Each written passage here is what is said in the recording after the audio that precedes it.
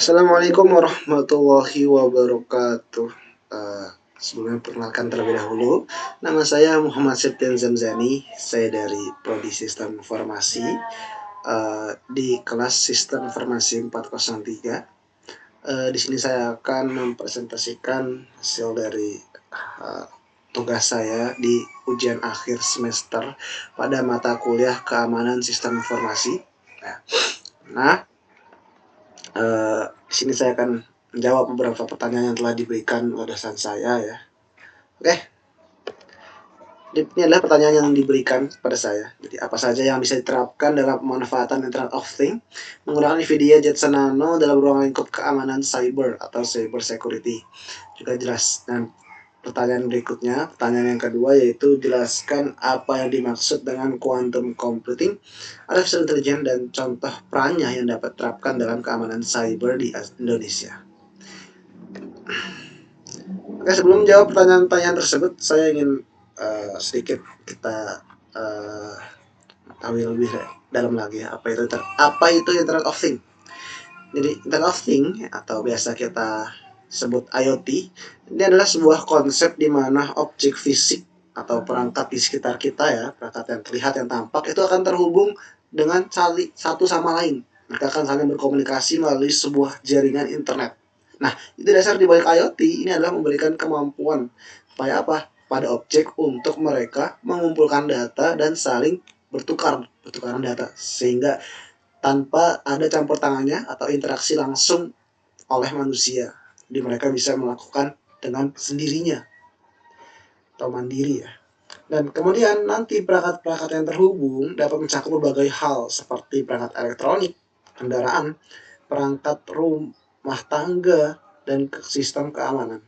Nah, dalam konteks IoT sendiri, objek atau perangkat ini dilengkapi dengan membutuhkan suatu hal yang namanya sensor, sehingga perangkat lunak juga ya, dan teknologi jaringan yang nantinya akan memungkinkan mereka saling berinteraksi dengan lingkungan sekitarnya dan mengirimkan data ya, misalnya pertukaran data antara device yang satu dengan device yang lainnya. Nah, data ini nanti kemudian akan diambil dan dianalisis lalu digunakan ke berbagai tujuan yang telah sesuai dengan keinginan user atau manusia yang mengatur device tersebut.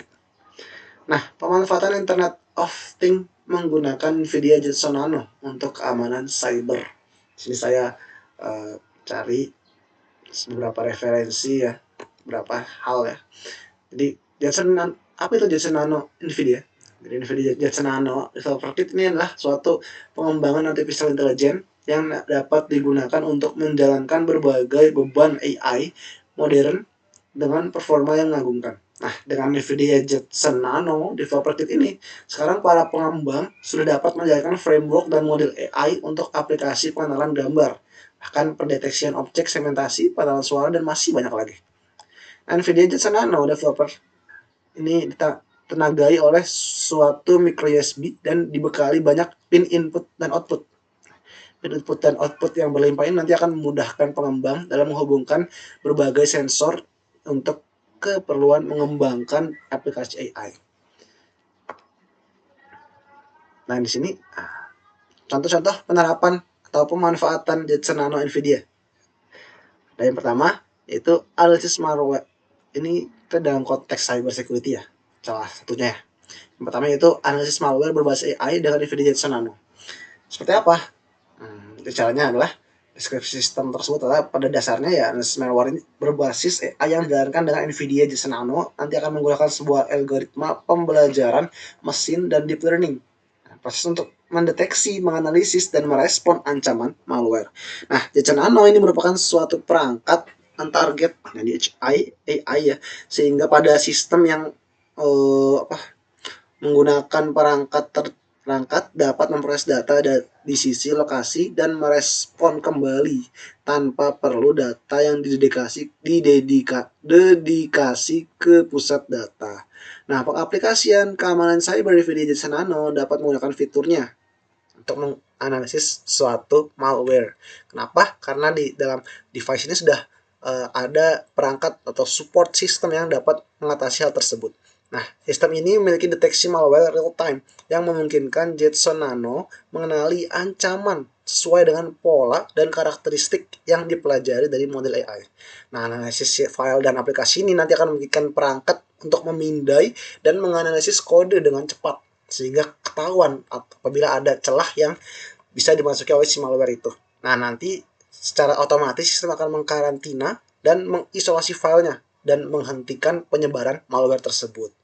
Nah, karena itu ini suatu hal yang sangat luar instan sekali ya. Kita tanpa perlu mengeceknya secara manual, dengan kita menggunakan NVIDIA Jetson Nano ini sudah bisa secara otomatis untuk mendeteksi virus atau malware tersebut. Lalu pemanfaatan lainnya yang bisa dilakukan oleh NVIDIA Jetson Nano itu yang mendeteksi wajah menggunakan masker secara real time. Seperti apa sistem yang akan dibuat atau rancangan sistemnya seperti apa? Nah, jadi sistem yang akan dirancang ini adalah sebuah sistem untuk mendeteksi masker wajah ya secara real time. Nah, sistem ini termasuk salah satu penerapan deep learning yaitu face recognition untuk mengidentifikasi atau memverifikasi identitas seseorang. Apa? Tentunya menggunakan wajahnya ya. Nah, sistem ini juga berbasis Jetson Nano NVIDIA dan tidak hanya dapat mengidentifikasi masker wajah, namun juga ini mampu untuk mengklasifikasi dan memberikan nilai akurasi yang didukung dengan library darknet. Nah, sistem face mask detection menggunakan Jetson Nano NVIDIA sebagai microcontrollernya atau bisa disebut juga sebagai komputer kecilnya ya. Jetson Nano NVIDIA digunakan untuk menjalankan program. Nah, nanti kemudian Jetson Nano ini NVIDIA akan bekerja sehingga nanti mereka akan mampu untuk menjalankan sistem untuk mengklarifikasikan 3 kelas dari data input secara real time. Nah, nanti juga dibutuhkan kamera ya untuk mengecek untuk menangkap gambaran. Nanti akan dihubungkan dengan Jetson Nano NVIDIA tadi. Nah, kamera apa fungsinya? Kamera di sini akan berperan untuk menangkap wajah user. Kemudian nanti sistem lah yang akan mendeteksi wajah, lalu mengolah informasi wajah user tersebut, kemudian memvalidasi sebelum sistem nanti akan melakukan klasifikasi apakah wajah user ini menggunakan masker atau tidak menggunakan masker, atau penggunaan maskernya secara salah. Nah, dengan menampilkan nilai akurasi dan hasil deteksi sehingga nanti sistem akan mengurangi human error ya. Tidak adanya lagi karena tidak ada campur tangan manusia ya. Sudah dilakukan secara otomatis oleh sistem yang telah dirancang. Nah, nanti ini juga akan mempercepat saat melewati security gate. Nah, di suatu gedung atau tempat, lebih jelasnya ya dapat dilihat sesuai dengan diagram konteks. Inilah sumber yang sumber dari jawaban saya ya. Saya mengambil beberapa referensi untuk menjawab pertanyaan-pertanyaan tersebut. Oke, pertanyaan berikutnya. Apa itu quantum computing? Apa itu quantum computing?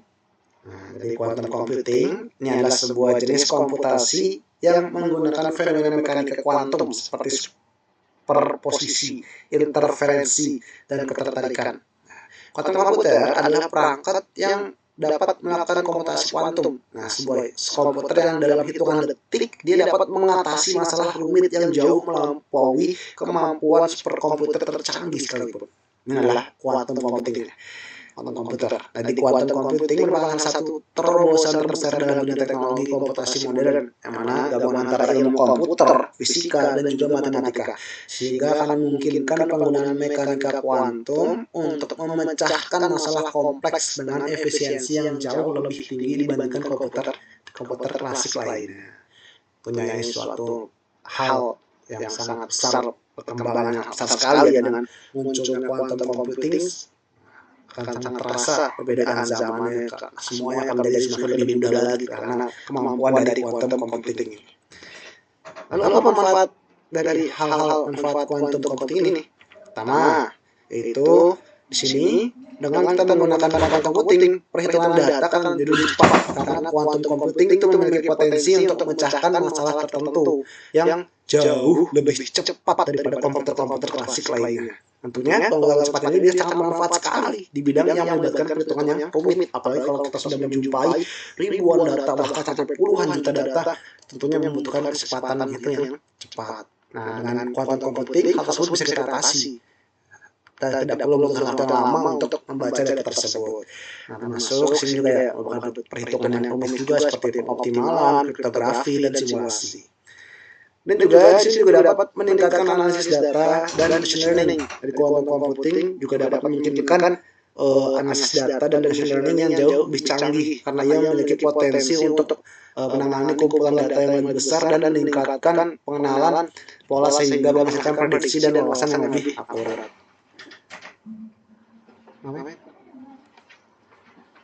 Kemudian juga salah satu manfaatnya lagi kriptografi dan keamanan yang meningkat ditingkatkan dengan adanya kuantum komputer.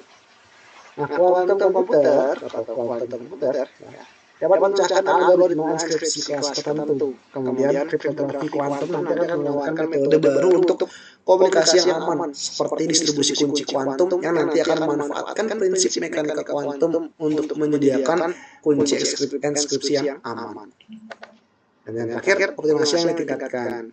Dengan adanya kuantum computing juga akan meningkatkan optimasi algoritma komunikasi kuantum nanti dapat sangat efektif dalam memecahkan suatu masalah optimisasi, termasuk tugas seperti menemukan jalur terpendek antara banyak titik atau mengoptimalkan alokasi sumber daya dalam sistem yang kompleks.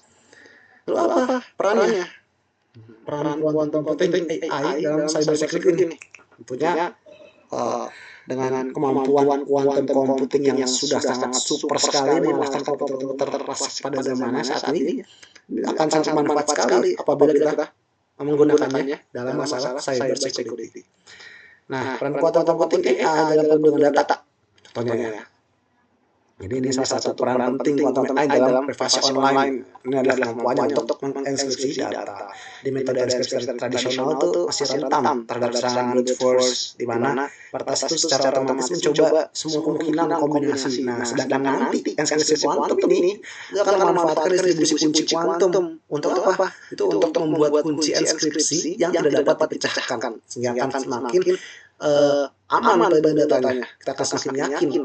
Nah, karena ini meningkatkan perlindungan data dan memanfaatkan prinsip-prinsip mekanika kuantum seperti algoritma AI kuantum. Nah, ini dapat memecahkan atau menciptakan kunci inskripsi yang aman melalui fenomena keterteratan. Artinya, bahkan dengan kekuatan komputasi tercanggih sekalipun, kertas tidak akan mampu untuk menguraikan data yang sudah terinskripsi.